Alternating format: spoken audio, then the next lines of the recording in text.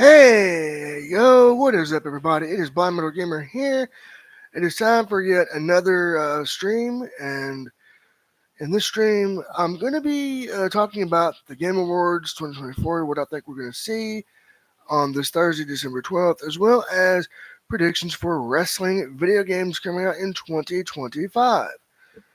So, um, I'm going to let everyone know that when I do talk about what I think we will see at the Game Awards, I'm going to be talking about mainly wrestling and fighting games, maybe an RPG or two, or a retro franchise. And when we get into the wrestling game portion of the stream, I'm going to talk about these games that I'm thinking about for 2025 from an accessibility standpoint. I'm not going to be thinking about it from a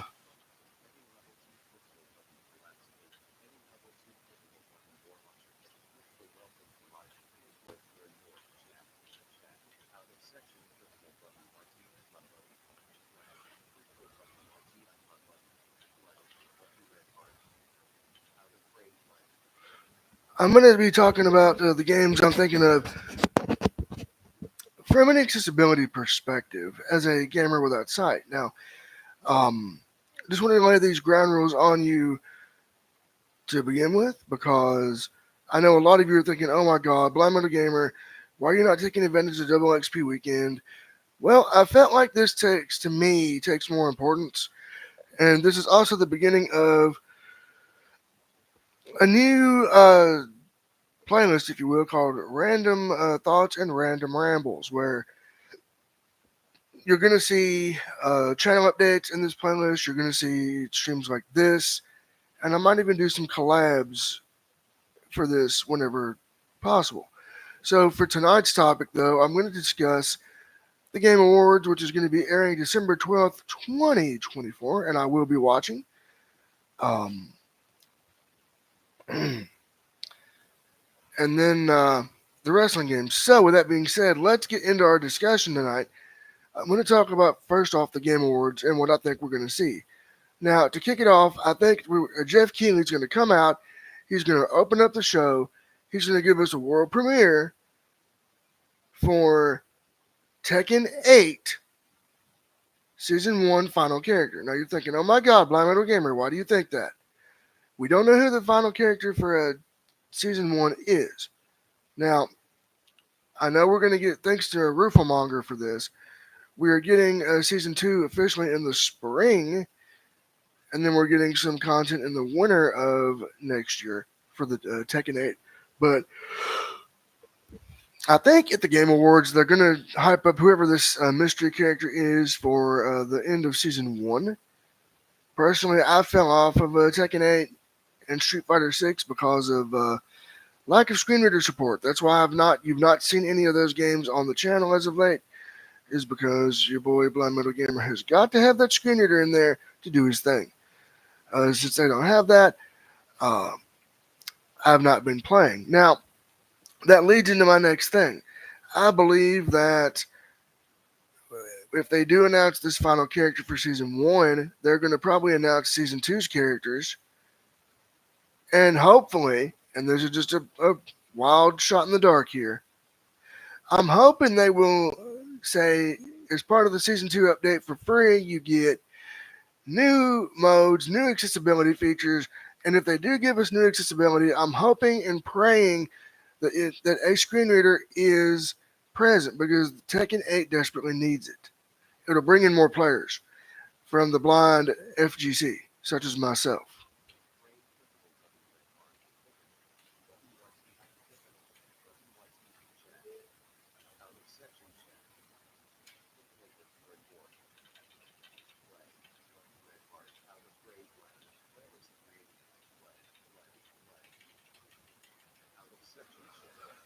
So I think that having that Season 1 character be revealed and then Season 2, and that they reveal Season 2, give us if we're going to get new features, give us some accessibility features too. And don't be all transparent. Give them to us outright and put these on store platforms so players know what we're getting. Okay, so after that, I think they'll give out some more awards, for various categories. Um, Now, I do want to talk about the Innovation in Accessibility Award. I think out of all the nominees, I'm going to just make a prediction here. I'm going to predict it's either going to be Diablo 4, Vessel of Hatred, for the audio navigational assist, or it's going to be Dragon Age Veilguard. Now, if I had to pick, and this is just from personal experience because I've tried the new audio navigational assist in D4 and I love it. I think D4 Vessel of Hatred will probably take the Innovation and Accessibility Award this year. Now, as far as okay, so they give us the first world premiere thing. They give us some awards. Then they go on to a new world premiere. Jeff Keighley comes out. Okay, here's a new world premiere. Boom! Sega comes out as hardcore with Virtua Fighter 6. You heard that right. VF6. I bet I'm going to predict it right now. They're probably going to give us that one at the Game Awards. Or at least a little confirmation trailer that, hey, it is officially a thing. It is real. And then another world premiere. You heard me right. Back to back. Boom, boom. That 1-2 combo. You got your Sega with Virtua Fighter 6. Then SNK. They take the stage. We get the world premiere combo for SNK for the new Art of Fighting and the new Samurai Showdown. I will scream with excitement if they do it like this. Because I loved Samurai Showdown 2019. And I look forward to seeing what the new Art of Fighting will be, what the new Samurai Showdown will be. If anything else, just give us a little screen saying, hey, it's coming soon or it's in development. Um, okay, then more awards are handed out. They talk about the future class of 2024 or 2025. Um, and they're going to give that and they're going to congratulate those folks. Shout out to whoever's nominated for that. And then, boom, Jeff Keighley takes that stage once again, boys, and he does his thing. Um, Gives us another world premiere. So then he takes the stage. Capcom comes in and gives us not only more Street Fighter 6 content, maybe give an update on that, and just like with Tekken 8, improve the accessibility with a screen reader and more accessibility for blind players because Street Fighter 6 has some good accessibility in it, but there are some features that I feel need to be in there that would make it more accessible for the blind fighting game community. Now, I say this because they could reveal more characters alongside this for DLC, and then, they're not done. They aren't done, boys. Then, boom, we get Mega Man X's return or Mega Man 12. Now, that would be awesome. If they did that, like I said, I would be hyped. And then maybe, okay, after that, maybe, let's see, a new Resident Evil premiere. Resident Evil 9 or whatever they're going to do next. Then more awards are given out, more musical performances, because this is the 10th anniversary of the Game Awards coming up this week, after all. So they're going to hype this sucker up. Now, as far as not rewards, shoot, awards.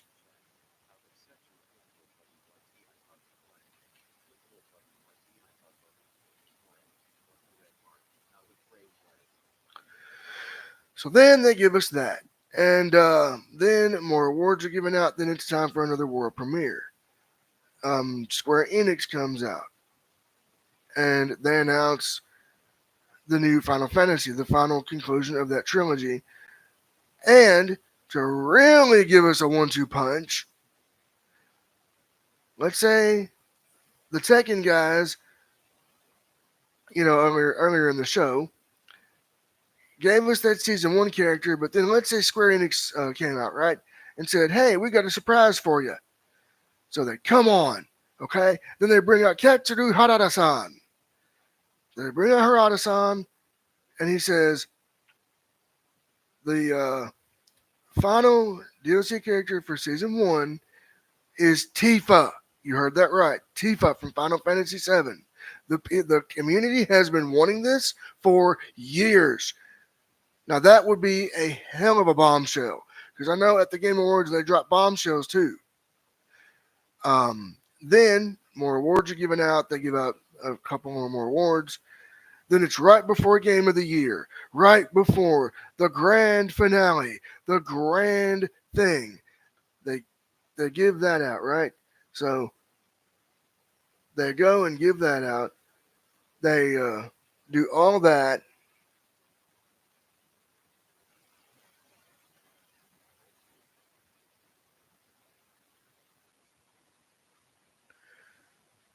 and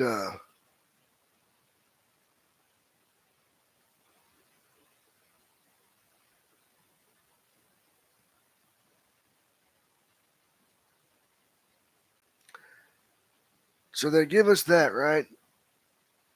And we're getting all these great premieres, and then it's time for another one. So Jeff Keighley comes out on stage with the Arcane team.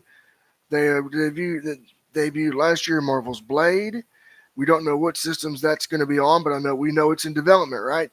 So it's in development, and they come out this year with gameplay and say it's on everything: PS5, Xbox Series X, PC, and then we have again, and I know they're probably not going to do this, so I'm not getting my hopes up.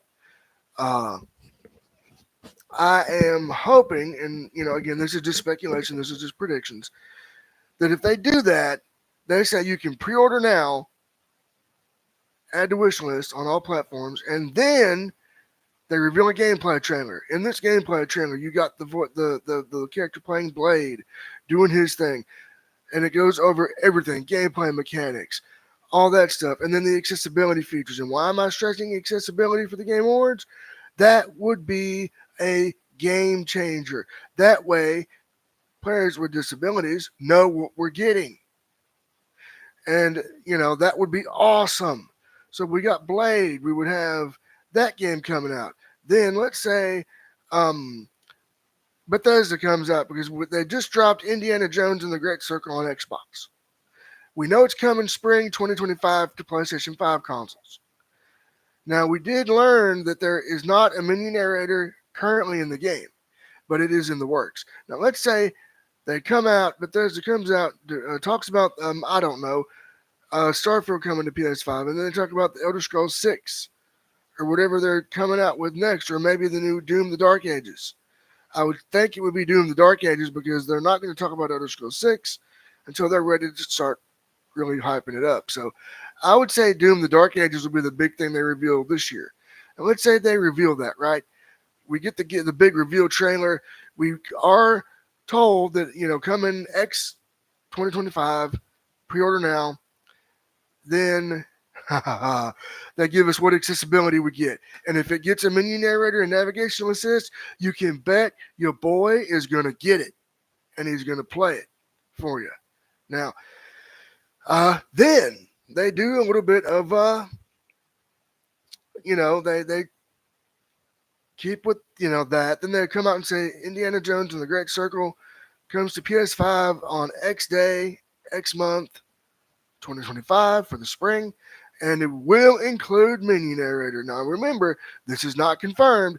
This is only speculation. I'm only predicting what I think might happen.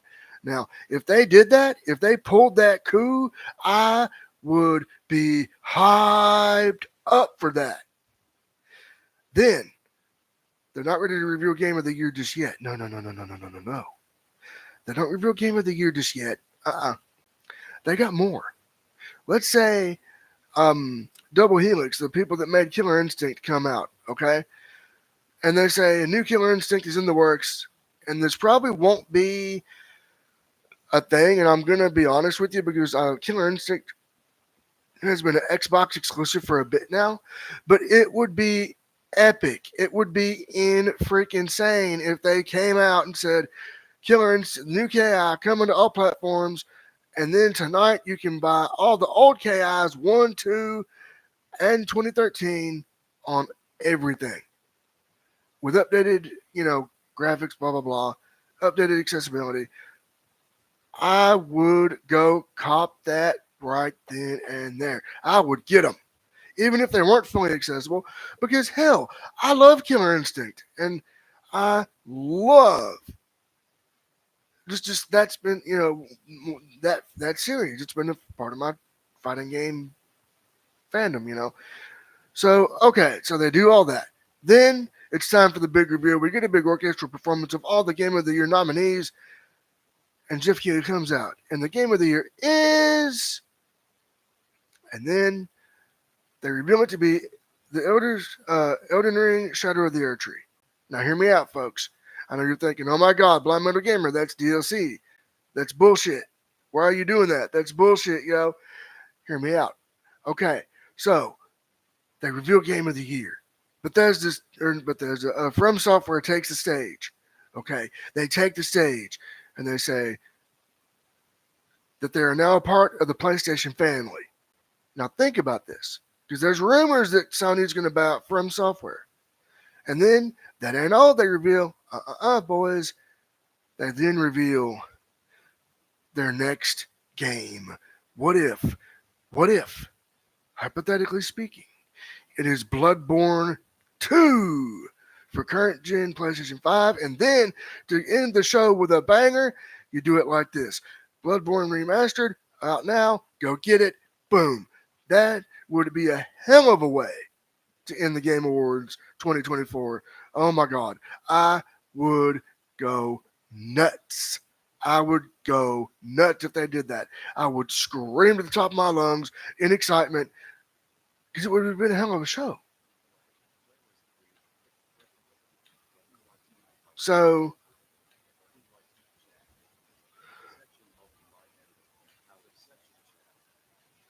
so that right there is what I think of what we might see at the Game Awards. Again, I could be wrong, and again, I'm probably going to get a lot of flack for this because, um, I could be wrong. I could be misleading. I don't want to mislead anyone.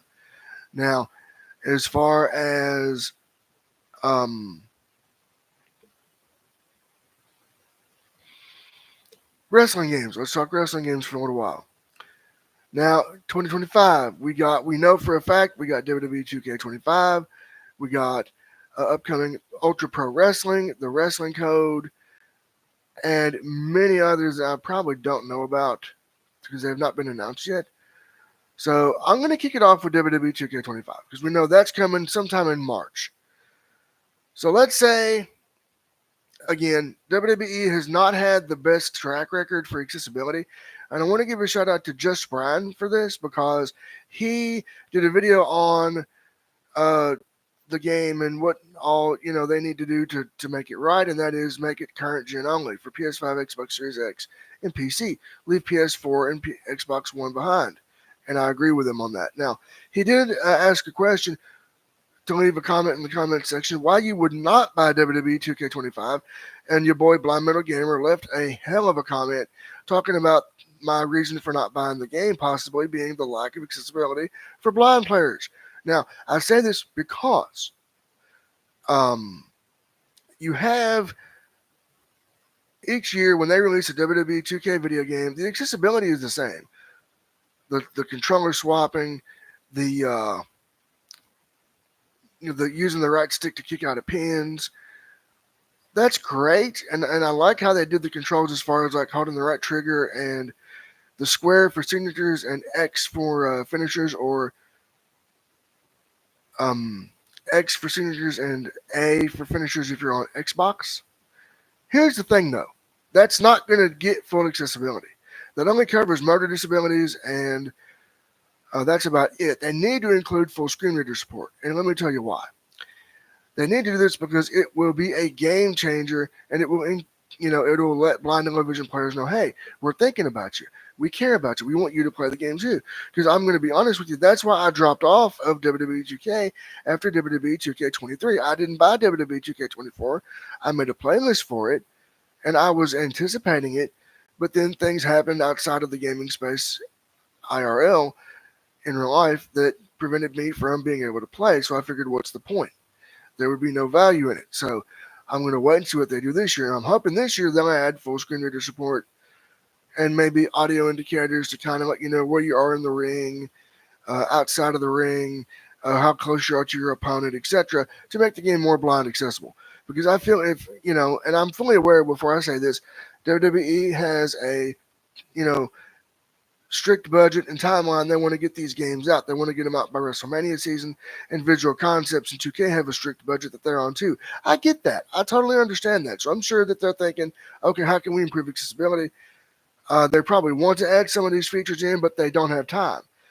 Now, I think what they ought to do is maybe, okay, let's say they release WWE 2K25, all the accessibility, and the DLC roadmap. One thing I noticed with WWE 2K24, they had a lot of problems with it, a lot of crashes and things they had to patch fixes for. What they should do is give, they being WWE, give Visual Concepts a 2-year time frame for each of their games. 25, 26, 25, 20, you get the idea. Give them more time with each game to iron out all the problems and make the next game better. So WWE 2K25, I hope to see full screen reader support and better blind accessibility across the board for WWE 2K25. Then is when we go to Ultra. When we go to Ultra Pro Wrestling, we know that's coming out next year for a fact.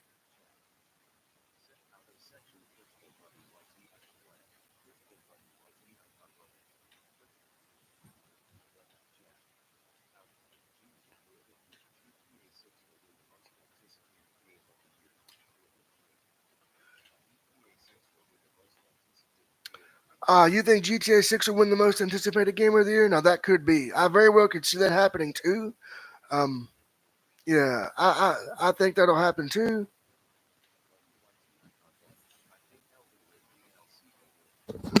All right, the Rebit View It. You think Elden Ring DLC will win? I'm predicting that too. I predict that too because um, Elden, I think it's gonna get it. That's why I predicted that with From Software, they would come out and accept the award and then drop that bomb on us, the Bloodborne bomb, baby. Yeah.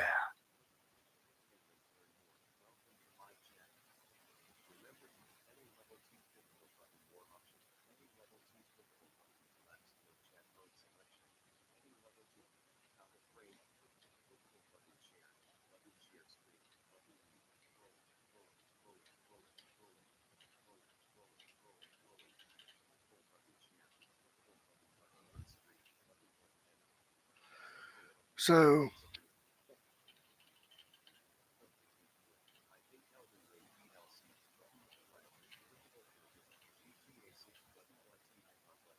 yeah, I think so too. I mean, and then so we get to Ultra Pro Wrestling. Okay, so let's say, and this is going to circle back to the Game Awards. Let's say they come, Hyper Focus Games comes out right now, then they play a new trailer for the game. Now, I got a bit of a story to share over on Twitter or X, however you want to call it. Um, I actually responded to a tweet that they posted about how can we make Ultra Pro Wrestling better, and I explained, well, to this day, there is no wrestling video game that's accessible for blind and low vision players. It's just not out on the market yet. I asked, would you please consider adding a full screen reader and other indicators to make the game blind accessible? And they got back with me and said they bookmarked my comment and were going to consider that. So that is under consideration for that game. Now, that's not a confirmation. That's just saying that my thing was bookmarked and they are going to consider it. But that's a good thing. That shows me that they're wanting to make this game accessible to as many players as possible, and they want to make it, you know, available to as many people as possible, and that's good. Now, another game that's coming out wrestling wise is the Wrestling Code.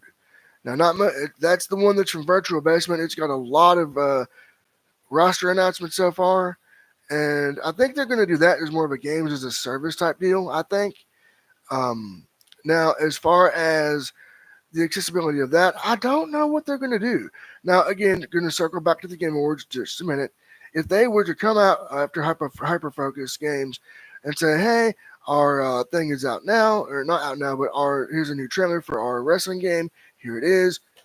New character reveal. Boom. Release date. Boom. Demo on consoles. Boom. I would be ecstatic. And then, that would be awesome for the wrestling games 2025. And then I know that this probably won't happen, but I would love to see MLW, Major League Wrestling, get a video game announcement or something next year, along with another Impact video game and another AEW game. That would be awesome. So that's what I'm hoping for wrestling games in 2025 as far as accessibility and future content. So yeah, that's pretty much now as far as best fighting game, I don't know who's up for it this year, but I'm thinking if Mortal Kombat 1 is in the running, it's probably going to win this year. That's what I think.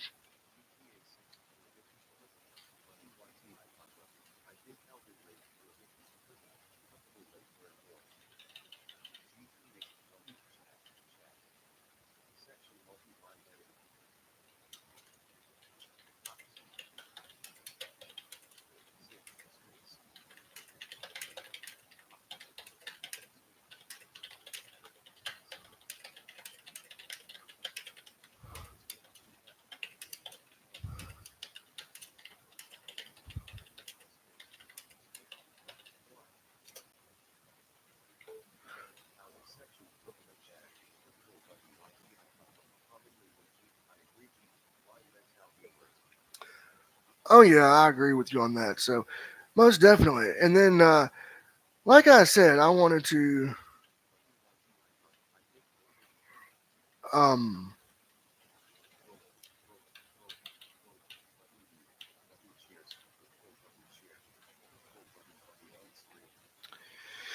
I think that yeah, this has been a pretty good stream, and that's pretty much my predictions for what I think we're going to see at the Game Awards, as well as the accessibility for future wrestling games. Some of the wrestling games coming out hopefully next year. So, if anybody wants to talk further about this in the comment section, feel free to do so. And there's going to be more of these. I look forward to doing them with you. And I'm going to do some collaborations as well. That's going to be awesome. So, with that being said, I hope everybody enjoys. And if you want to see more game streams like this, collaborations, as well as more of the podcast, you know where to be. YouTube.com/Blind Metal Gamer. And if you like what you see and you want more, hit that subscribe button and be sure to leave a comment down below and share this video with everyone you know.